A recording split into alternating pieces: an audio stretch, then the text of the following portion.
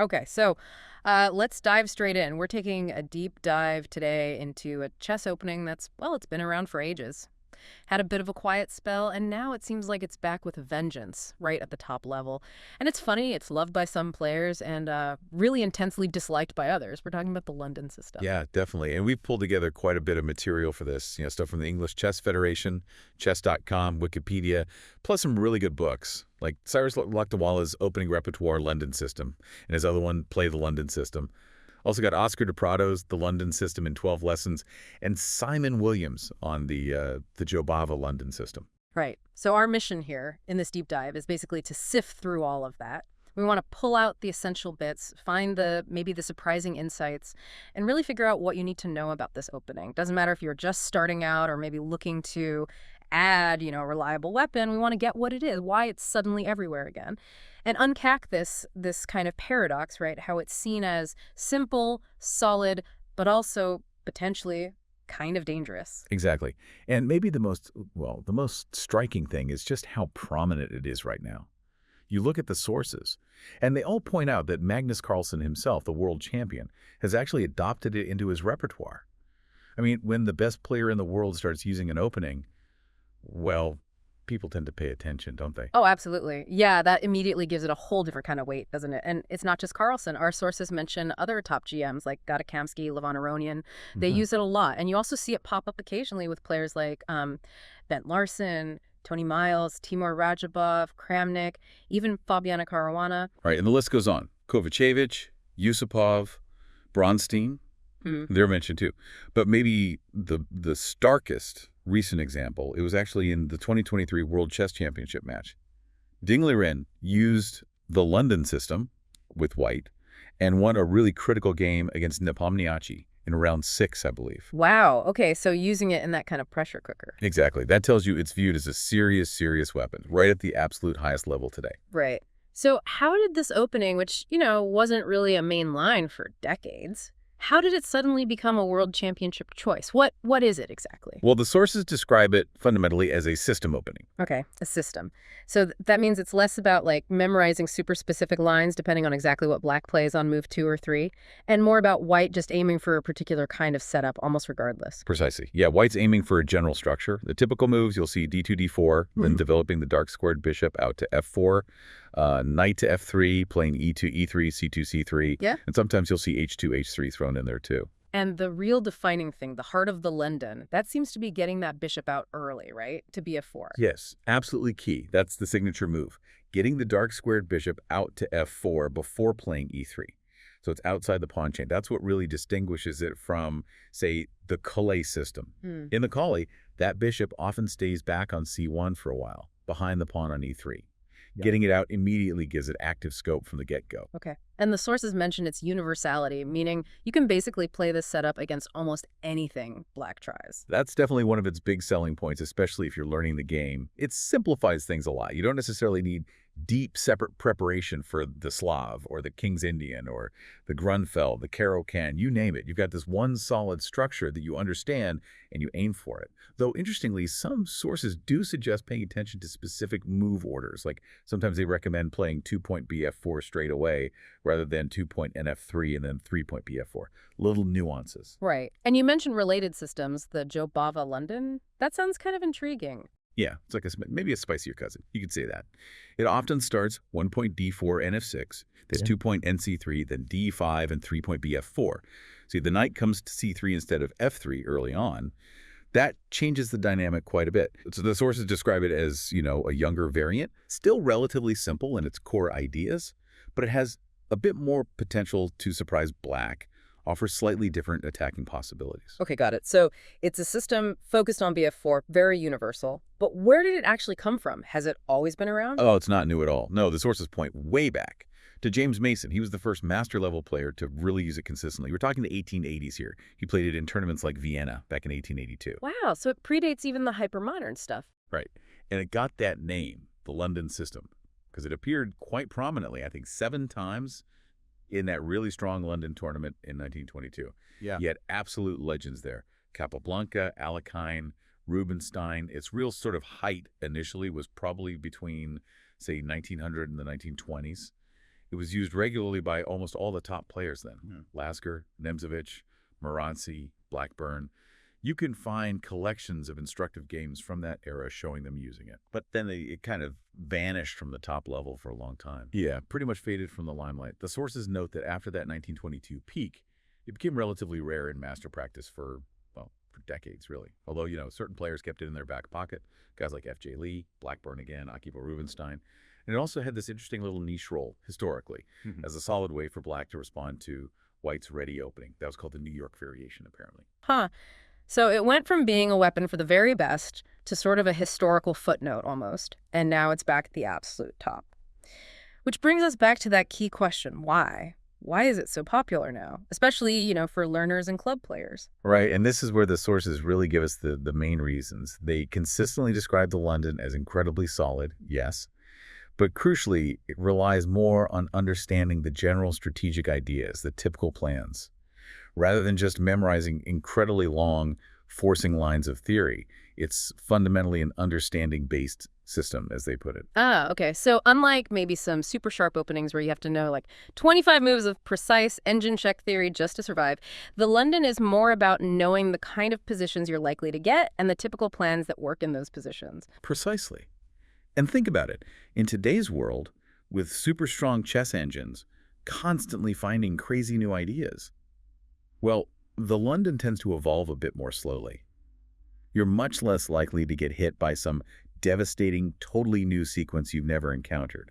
It's seen as maybe a more durable way to build an opening repertoire. That makes a lot of sense. It sounds like it offers security both, on the board and maybe psychologically too. The sources definitely highlight that. They call it one of the safest ways to open the game. Right. And there's this kind of do-it-yourself quality to it. Even if you forget the exact move order or you're not a walking encyclopedia of variations, the positions tend to stay pretty solid. You can often figure things out based on general principles and knowing the typical plans. And because you end up in similar structures again and again, you get really familiar with them, like becoming a master of the structure, as one source said. Yeah, that's exactly the idea. You develop a much deeper feel for the specific pawn structures, the typical piece placement, where the advantages might lie.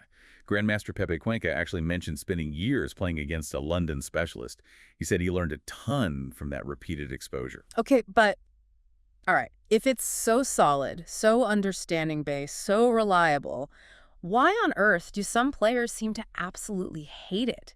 Cyrus Lakdawala uses some pretty strong language in the sources, right? Like being forced to wear a rival sports team's jersey, this stalkerish obsession some players have with hating the London. What's that about? It's a really fascinating paradox, isn't it? The sources suggest that the root of this negative reaction, it often comes from players perceiving it as just boring. Maybe it produces a limited emotional range in the game they feel.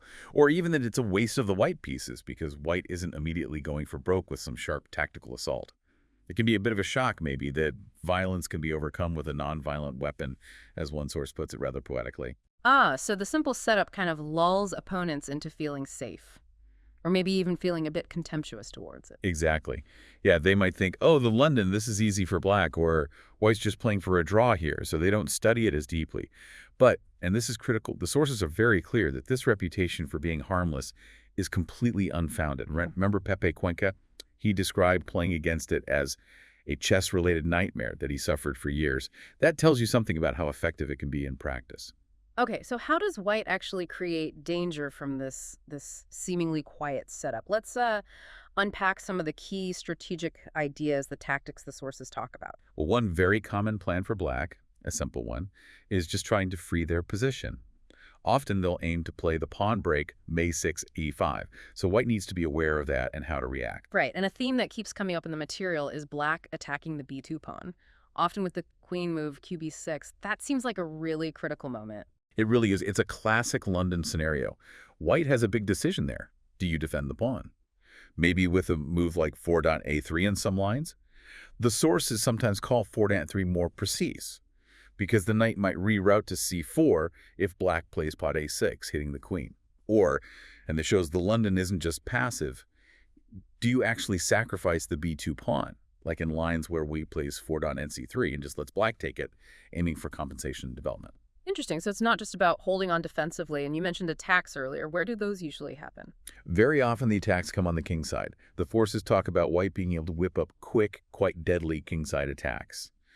Looking at games by someone like Gedekamsky is really instructive here. A very common idea is pushing the h-pawn quickly, h2, h4, gaining space, maybe opening the h-file towards black's king. So it's not just slow maneuvering then. There are actual concrete tactical shots. Oh, absolutely. The sources highlight specific tactical motifs. There's mention of a bishop sacrifice on h7, like 14 Buttman gets 7 plus check in one game analysis, just throwing pieces at the black king. Wow, okay. That definitely doesn't sound boring. And there was even a queen sacrifice mentioned. Yes. One analysis shows this incredible sequence, starting with 22.bxc4, a queen sacrifice. Just shows how sharp things can get. If black grabs the queen, 22.bkc2, apparently white has a forced mate. It starts 23.rxg7 plus kh8, then 24.rg8 plus bxe2. That double check is a beautiful deflection. Rook takes, king takes, then 25.ns7 tag checkmate. Incredible. That really hammers home the point, doesn't it? That the London can be surprisingly tactical. Exactly. These examples show it has real teeth behind that solid-looking exterior. It can transition from quiet positional play to these devastating strikes. So besides kingside attacks, what other typical plans are mentioned? Well, there's also play on the queen side sometimes. Understanding typical endgame situations like good knight versus bad bishop, which often arise in the pawn structures, common ways the queen maneuvers, maybe coming over to help the kingside attack. And yeah, navigating specific London system endgames is important too. And going back to that Jobava London variant, Yeah. you mentioned the knight going to b5. Yes, that's highlighted as a really powerful positional idea in the Jobava, especially if black plays the move .c5, getting that white knight to the b5 square. The sources describe it as really dominating black's queen side, tying up their pieces. It's a concrete positional goal white often aims for in that specific version. Gotcha. And seeing these ideas play out in real games is probably the best way to learn. We have those historical examples like Capablanca winning against Kramberg or Mason's games, showing it worked even way back then. Exactly. And then you have modern examples like that Kamsky-Shanklin game from Sturbridge 2014, which is specifically pointed out for showing those kingside attacking ideas. And even Carlsen's game against Ding in the World Championship, it wasn't just solid play. He played that novelty, 7.bxd6, right? Correct. Sacrificing a pawn for positional compensation. Yeah, that shows there's still strategic depth being discovered and explored right at the very top level. It's not a static opening. It's a dynamic system, really rewarding understanding over just rote memorization. That's the picture we get. Okay, so if this deep dive into the London system has got you interested, maybe thinking about trying it out or learning more, the sources we've been talking about are definitely the place to start. Absolutely. Those books we mentioned are great resources. You've got Cyrus Lakdawala's Opening Repertoire London System and Play the London System. Oscar de Prado's The London System in 12 Lessons. Simon Williams's The Jobava London System. And if you want the other side's perspective, there's Kirill Georgiev's Fighting the London System. Plus Johnson and Kovacevic's Win with the London System. Lots to dig into. And don't forget the online stuff mentioned too, like chess creators' YouTube videos, often great for breaking down specific games, or just using something like Chess.com's Masters database to see how the top players actually handle these positions in practice. Right. So I guess summing things up, the London System is this chess opening with really deep historical roots. And after being a bit in the background for a while, it has absolutely roared back into the spotlight. You see world champions, top grandmasters using it today. Yeah, and its popularity, especially with learners, club players, it's not just a fad. It seems to come from that really solid structure, the clear plans, and this emphasis on understanding the ideas behind the moves rather than needing to memorize endless, constantly changing theoretical lines like in some other openings. And crucially, despite that reputation it sometimes gets for being, simple or even boring, the sources make it very clear it actually hides some surprising tactical punches. It can lead to these really dangerous kingside attacks. It proves that the harmless label is just, wrong. It really embodies that paradox we talked about. Despised by some, yet potentially very dangerous. So, thinking about everything we've discussed, And how much chess theory is driven by engines now, making some main lines incredibly complex, constantly shifting. It does raise an interesting question, doesn't it? Is focusing your energy on really understanding the typical structures, the strategic ideas, the tactical themes of a system like the London, is that maybe a more durable, a more practical, maybe even a more enjoyable path for improvement, especially if you're not a full-time chess professional, compared to trying to keep up with the absolute bleeding edge of theory in the sharpest lines? It's definitely something to think about. What really stands out to you after hearing all this? What are your key takeaways?